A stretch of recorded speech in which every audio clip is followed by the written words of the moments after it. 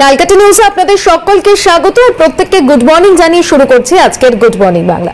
আর good morning Bangla মানেই তো আপনারা জানেন যেরকম টপ স্টোরির দিকে আমরা নজর রাখি, তার আগে শুরুতেই দিনভর কোন কোন গুরুত্বপূর্ণ খবরের দিকে আমাদের নজর থাকবে, নজর রাখি সেদিকে।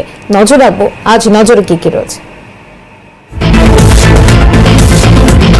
প্রথমে নজর রাখবো শারীর শিক্ষা কর্মশিক্ষা মামলার শুনানি রয়েছে। 2016 শারীর শিক্ষা কর্মশিক্ষা মামলার শুনানি রয়েছে হাইকোর্টে। ঠিক কি হয় হাইকোর্টে, নজর থাকবে সেদিকে। পাশাপাশি দুদিনের মুর্শিদাবাদ সফরে গিয়েছেন মুখ্যমন্ত্রী মমতা বন্দ্যোপাধ্যায়। শামশেরগঞ্জে মুখ্যমন্ত্রী, বহরমপুর থেকে মুখ্যমন্ত্রী যাবেন শামশেরগঞ্জ বিডিও অফিসে, কথা বলবেন অত্যাচারীদের সঙ্গে। তারপর তিনি যাবেন সুতির প্রশাসনিক বৈঠকে। পাশাপাশি অত্যন্ত গুরুত্বপূর্ণ সার্ভিস ডক্টরস ফোরামের মামলার শুনানি। আজ হাইকোর্টে সার্ভিস ডক্টরস ফোরামের মামলার শুনানি। ডব্লিউপিএমসি নির্বাচনে শাসক দল মদতপুষ্ট চিকিৎসকদের সীমাহীন দুর্নীতির বিরুদ্ধে মামলা রয়েছে। কি হয় শুনানিতে, নজর থাকবে।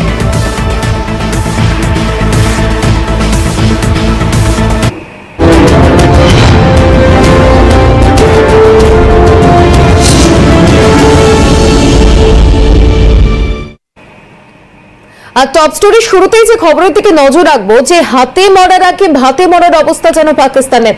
প্রকৃতির যে দুর্গমতার সুযোগ নিয়ে পেহেলগাঁওয়ে সন্ত্রাস চালিয়েছিল পাক মদতপুষ্ট সন্ত্রাসীরা, সেই প্রকৃতিকে হাতিয়ার করেই এখন পাকিস্তানকে শিক্ষা দিচ্ছে ভারত।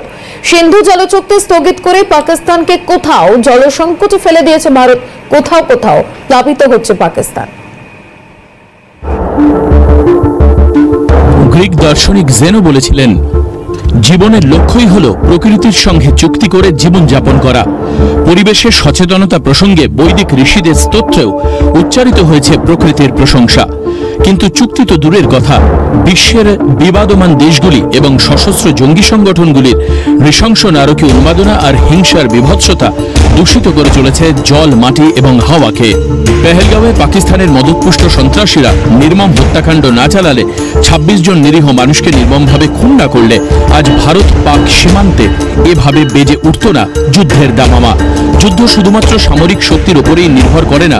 প্রকৃতির যে দুর্গমতার সুযোগ নিয়ে জঙ্গিরা নির্মমভাবে খুন করেছিল পর্যটকদের, সন্ত্রাসীদের মদত দেওয়া পাকিস্তানকে শিক্ষা দিতে সেই প্রকৃতিকে এখন হাতিয়ার করে তুলছে ভারত। যে নদীর উৎপত্তিস্থল চীন তিব্বতে, জলের স্বাভাবিক নিয়মেই সেই নদী বয়ে যাবে ভারত, পাকিস্তান কিংবা বাংলাদেশের বুক চিরে, মিশে যাবে সমুদ্রে। নদীর জল যাতে সব দেশ পেতে পারে, নদীর জল যাতে আচমকা ভাসাতে না পারে প্রতিবেশী দেশকে, সেজন্যই প্রতিবেশী রাষ্ট্রগুলির সঙ্গে হয় নদী জল বন্টন চুক্তি। বাংলাদেশের সঙ্গে ভারতের যেমন আছে গঙ্গা চুক্তি, বাংলাদেশ যেমন চেয়েছিল তিস্তা চুক্তি করতে, সেরকমই পাকিস্তানের সঙ্গে হয়েছিল সিন্ধু জলবন্টন চুক্তি। এখানেই ছিল প্রকৃতির সঙ্গে চুক্তির পাশাপাশি প্রকৃতি নিয়ে প্রতিবেশী দেশগুলোর চুক্তির সার্থকতা। কিন্তু পেহেলগাঁও কাণ্ডের পর আর নিশ্চুপ থাকতে পারেনি ভারত। সন্ত্রাসী আর তাদের মদতদাতাদের কল্পনাতীত শাস্তি দেওয়ার হুঙ্কার দিয়েছেন প্রধানমন্ত্রী নরেন্দ্র মোদী। তার সরকার এক লহমায় স্থগিত করে দিয়েছে সিন্ধু জল চুক্তি।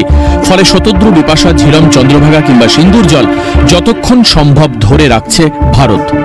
নদীতে জল মাত্রাতিরিক্ত হলে পাকিস্তানকে না জানিয়েই জল ছেড়ে দিচ্ছে ভারত, আবার বাঁধের গেট বন্ধ করে জল আটকে রাখছে।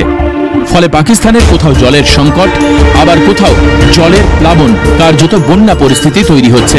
ভারতের সঙ্গে লড়াইয়ের আগেই পাকিস্তানকে লড়তে হচ্ছে প্রকৃতির সঙ্গে। যুদ্ধের পরিভাষায় এ যেন ওয়াটার স্ট্রাইক। ये जो पानी है जो कि कम से कम 25-30 फुट बहता था और बड़ी फ्लो के साथ बैठता था, आज जो है इसमें 1.5 से 2 फुट पानी बचा हुआ है। आज उनका पानी बंद हो गया है और मुझे उम्मीद है कि आने वाले दिनों में जो भी जो पाकिस्तान के हालात बने हुए हैं उनके साथ मुकाबला किया जाए। ভারত এখন শুরু করেছে কাশ্মীরে 2টি জলবিদ্যুৎ কেন্দ্রের জল ভান্ডার বাড়ানোর কাজও। সিন্ধু জলচুক্তি স্থগিত, তাই পাকিস্তানকে জানানো হয়নি কোনো তথ্য। পেহেলগাঁওয়ে সন্ত্রাসের পর পাকিস্তানের বিরুদ্ধে সিন্ধুর জলকে হাতিয়ার করে মোদী সরকার জানিয়ে দিয়েছে, যতদিন না পাকিস্তান সন্ত্রাসবাদের বিরুদ্ধে অবস্থান নেবে ততদিন সিন্ধু জল চুক্তি স্থগিত থাকবে। দিল্লির সিদ্ধান্তকে যুদ্ধ হিসাবে দেখা হবে বলে হুঁশিয়ারি দিয়েছিল পাকিস্তানও।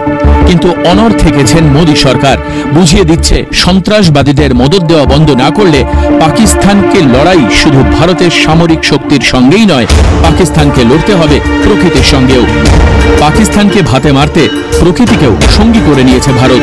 সন্ত্রাসবাদের হাত ধরে যে প্রকৃতিকে লাগাতার দূষিত করেছে পাকিস্তান এবং সে দেশে মদতপুষ্ট জঙ্গিরা, সেই প্রকৃতি এখন যেন ভারতের হাত ধরে বদলা নিচ্ছে পাক সন্ত্রাসের। Bureau report, Calcutta news.